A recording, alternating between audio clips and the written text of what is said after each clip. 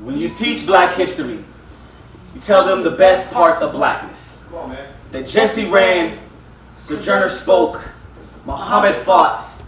We teach that our history is of survival and overcoming. We teach that we made it to the mountaintop. We ignore the valley. We teach that slave ships did not break us. We ignore the bodies that jumped into an ocean's embrace. We accept the deaths that came from white hands. We ignore the ones that come from our own. We stay silent to those who did not leave us clean and pray that children don't play in our dirt. To have anxiety and be a black teacher means to have a panic attack in the same classroom your ancestors died to occupy. It feels like failing those who came before. They were so strong, or so we tell ourselves. But I read Huey drank a fifth just to go to sleep. And last week another activist friend decided a bottle was a better grade than the street. And isn't that the ghost story we are afraid to tell children? That black death can come from our own hands? No matter how many movies revive the story, I know Martin memorized every threat from J. Edgar Hoover to see if his murderous words were better than the suicide note he kept between each sermon. When Nina Simone sang about freedom, what battle was she composing a fight song for? Was it to mourn the bodies that did not make it back from Selma? Or a sleep aid for those who wish a bridge had been their grave?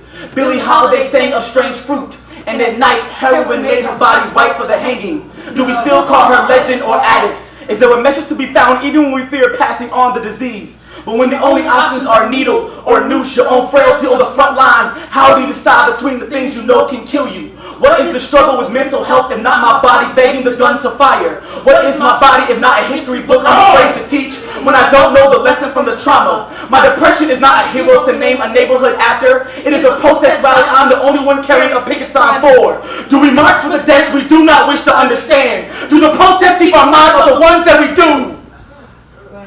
On the days I am more undeserved breath than teacher, I remind myself that my body is a Baptist church. I was always built to house both the blast and Bible study. To hear about the bombing and keep going to church. My anxiety says amen and I say it back. This is an agreement to not die today. To remember nonviolence includes what idle hands can do to a throat. So on the days depression pins my body beneath a comforter not doing his job, sometimes the hardest part is knowing I am not doing mine either. Didn't Malcolm still take the stage when his assassin made threats at his speeches? Didn't James Brown set aside his own grief to sing to the people when King had died? Who am I to allow the sadness to stop me from changing my students' lives? Can I still say Black Lives Matter on the days I do not mean my own? To be black and teacher and sometimes suicidal means to tell my students to dream and still see the casket, to tell them to hope and hear the trigger. My classroom is the balcony. I can see the assassin, but even death can't kill a dream.